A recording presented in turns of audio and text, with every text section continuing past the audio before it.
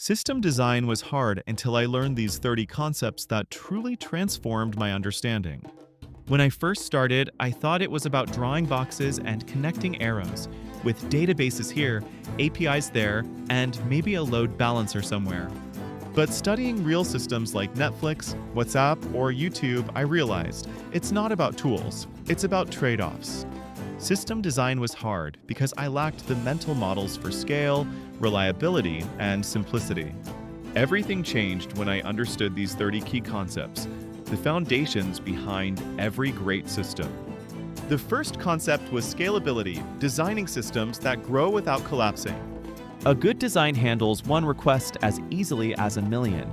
It's about scaling horizontally by adding more machines, not just vertically by buying bigger ones. Then came load balancing, sharing traffic evenly. Load balancers distribute requests across servers to prevent overload. Without them, scaling is chaos. Caching taught me speed comes from memory.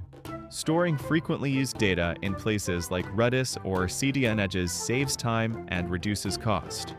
Every millisecond saved improves user experience. Understanding CDNs was like unlocking teleportation.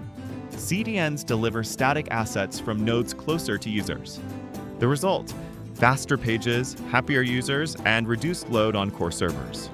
Indexing made me realize databases are structured search engines.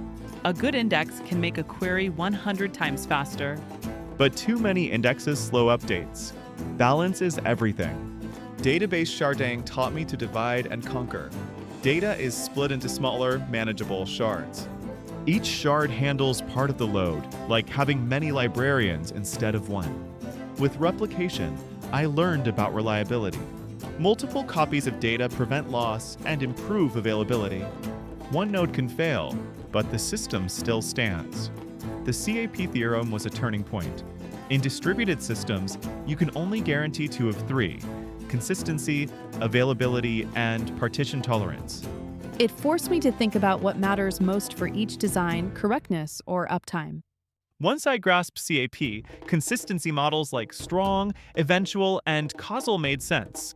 Not every system needs instant updates. Social media can afford delays. Banking cannot.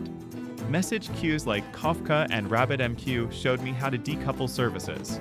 Producers and consumers communicate asynchronously. It's like sending a letter instead of waiting on a phone call. Async design transformed how I thought about latency. Background workers handle heavy tasks without blocking user experience. The user clicks by, and the system finishes the rest quietly. Rate limiting taught me every system needs defense.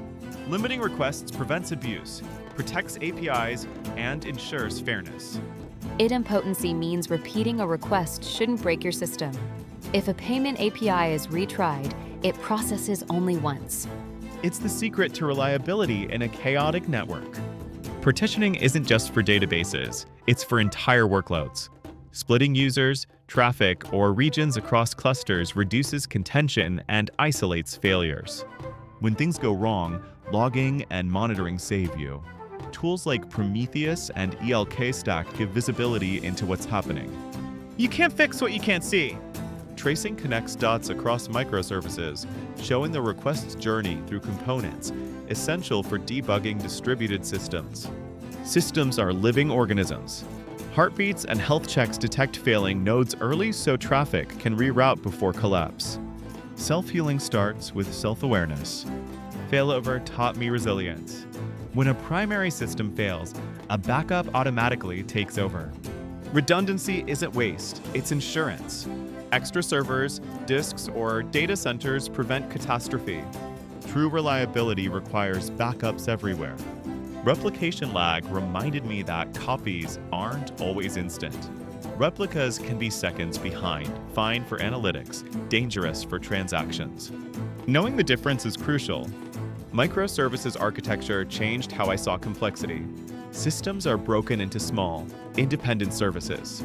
It's faster to build, deploy, and scale, but requires mastery of communication and observability.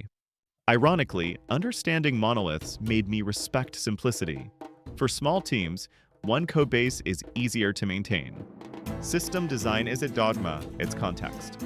API gateways act as the single entry point, handling authentication, rate limiting, and routing. They simplify complexity by hiding dozens of services behind one unified interface. Knowing REST versus gRPC reshaped how I built APIs. REST is flexible. gRPC is lightning fast for service-to-service communication. Each has its kingdom. There's caching at every level: browser, CDN, database, and application. Multi-layer caching showed me how a single data request travels through multiple checkpoints of speed. The concept of consensus blew my mind. Distributed systems must negotiate. Consensus ensures that even with failures, the system reaches one shared truth. Event-driven design taught me how to build reactive systems. Components respond to events, loosely coupled, scalable, and asynchronous. Understanding data lakes versus data warehouses made analytics click.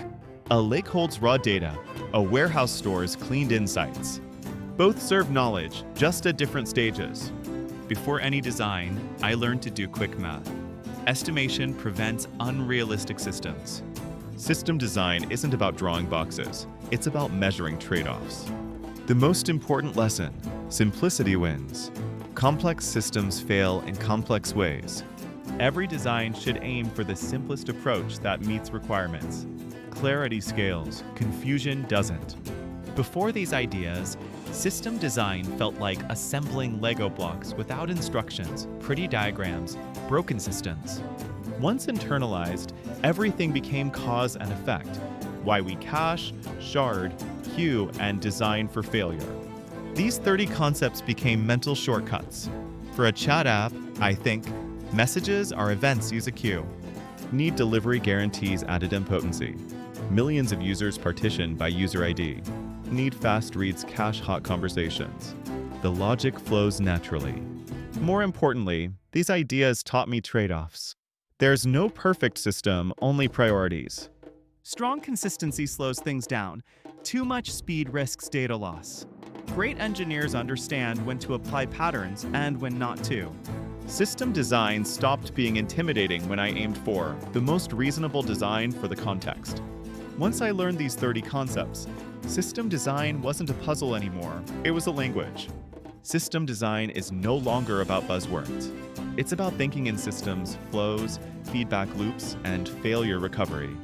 The more you study it, the more you see its fingerprints everywhere, in traffic lights, social networks, payment systems, and even nature. Learning these 30 concepts didn't just make me a better engineer, it made me a better thinker. Because every resilient system, like every resilient person, is built not to avoid failure, but to recover, adapt, and grow stronger with each request.